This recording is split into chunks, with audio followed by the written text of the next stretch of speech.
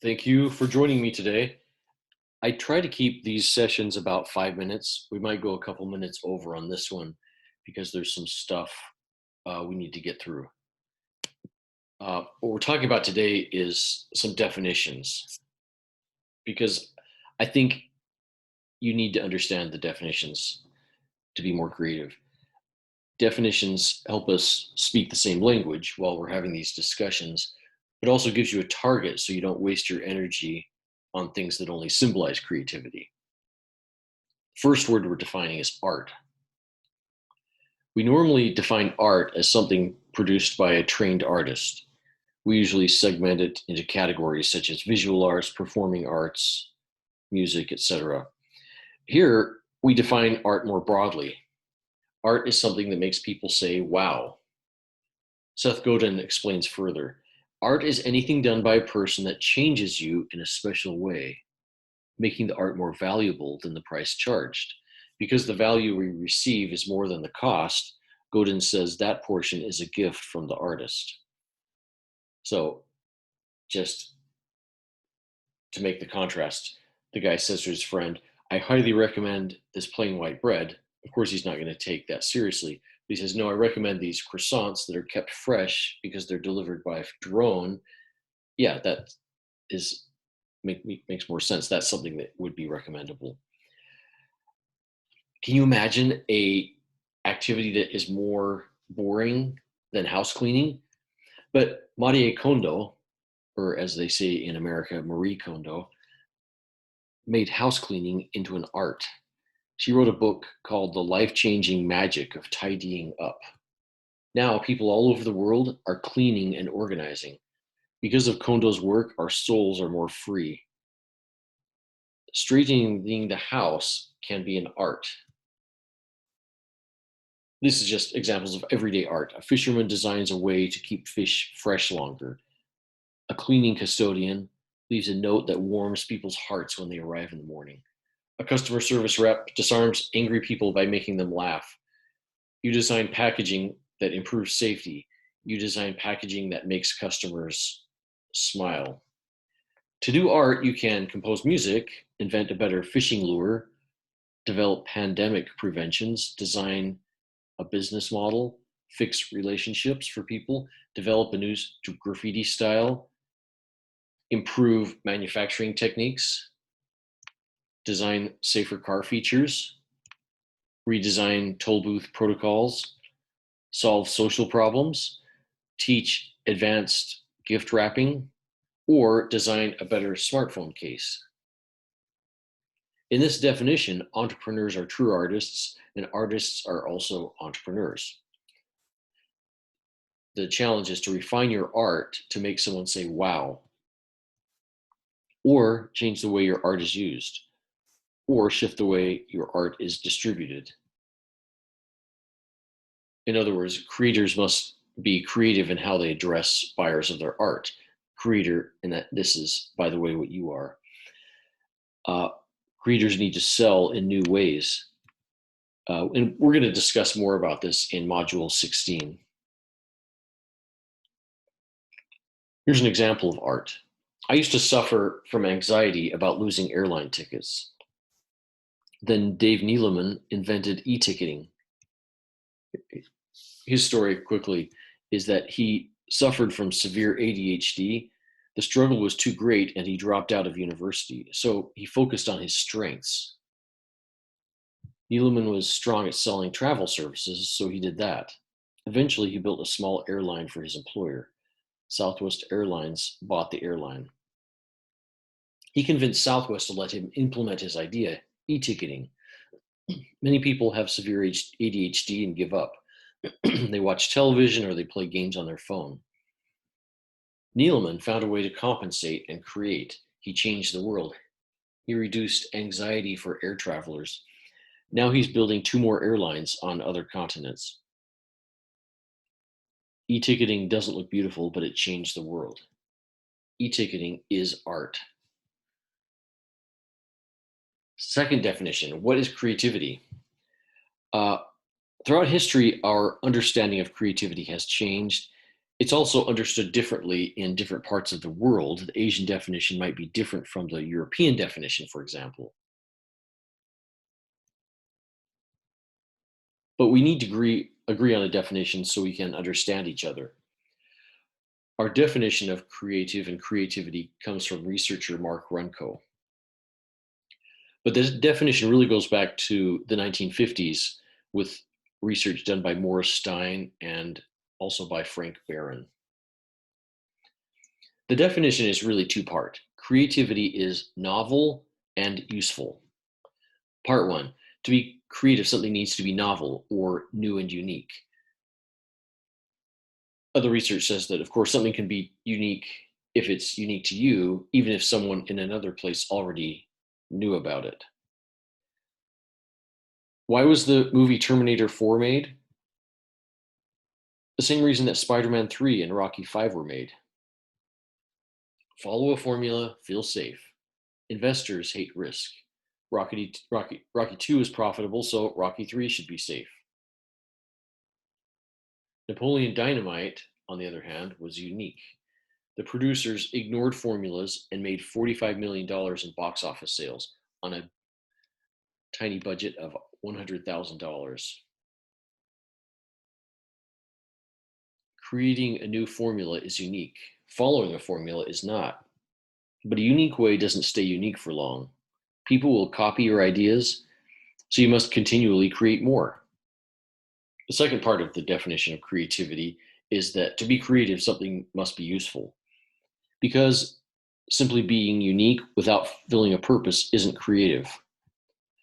A submarine with screen doors, that's unique but not useful. A machine that turns plastic water bottles into gold, but costs more to produce than buying actual gold, that's unique, but not useful.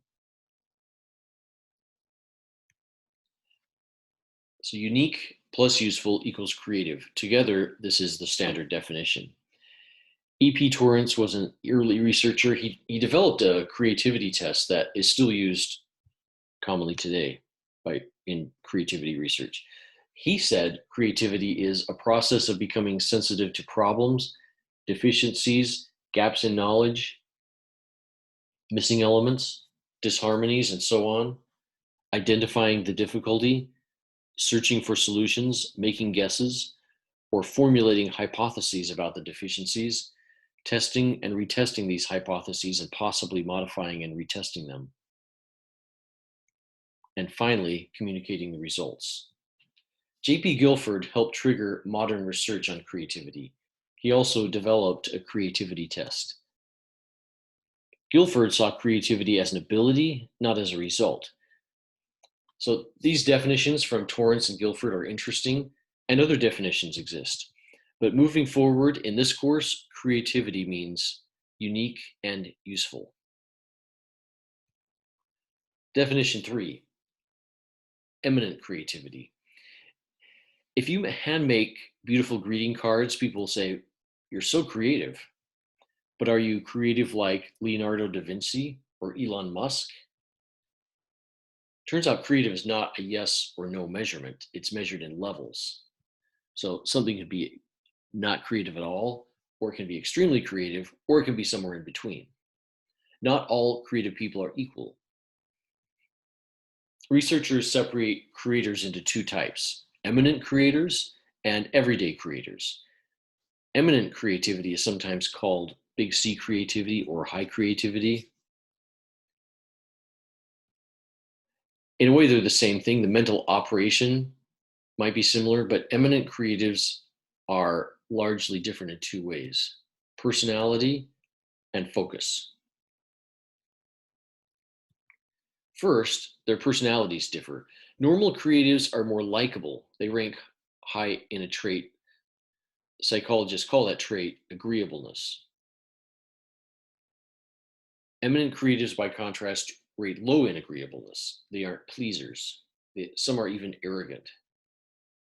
Some research from the UK agrees high agreeableness relates to everyday creativity. And here's kind of a way of diagramming it. Low agreeableness relates to high creativity in both arts and sciences. And if you see somebody who is eminent in creativity, generally they are very creative but not very agreeable. Everyday creatives want to be liked. They might say to themselves, if I excel, people will think I'm arrogant.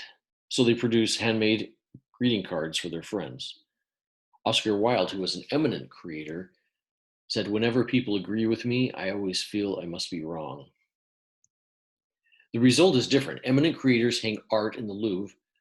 Normal creators offer interior decorating advice. But normal creators, while not eminent, still have richer, fuller lives than non-creators. Second difference between eminence and regular creators is focus.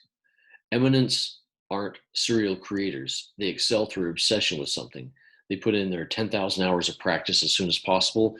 Once they have become notable in their core field, they can then move to a new creative field. Focus was actually discussed in another section. But here's just as an aside, a footnote on this 10,000 hour rule. The 10,000 hour rule is based on Malcolm Gladwell's interpretation of research from Anders Ericsson. Ericsson's analysis shows that practice accounts for only part of excellent performance, but it is important. You should focus on one thing and practice.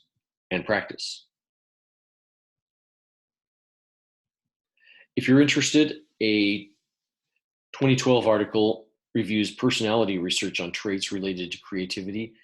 It's in the course notes by Chavez et al. And there's also, check out in the notes Martinson's 2011 review. Definition 4, innovation. Many people think innovation and creativity are synonymous, and they're not the same, but they are related. So sometimes the words are used interchangeably, but they're not actually the exact same thing. Teresa Amable has done a lot of research on creativity and says that creativity is the seed of all innovation.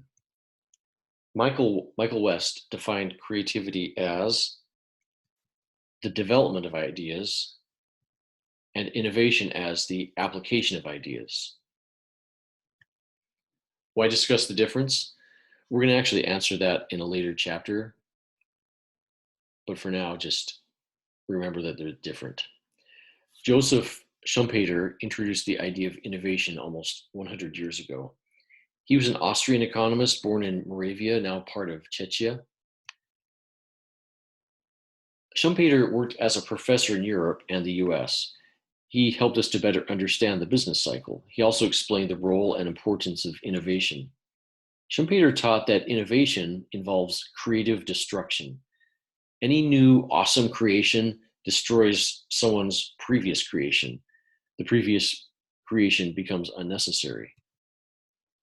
So in history, the saddle is invented, horse riding replaces walking. Then cars replace horses, then flying cars replace cars. So there's this evolution of society becoming better and better because of innovation. The VCR replaces TV network dominance, and then the DVD replaces the VCR. Streaming replaces DVD. Schumpeter classified innovations into 5 types. New products, new production methods, new supply sources, new ways to organize business, new market development. Why should you know this? It reminds us we can creatively approach problems from different angles or perspectives. Schumpeter gave us 5 there. So those that we discussed today are the key definitions. We're done with those. So please meet me back here tomorrow for the next module.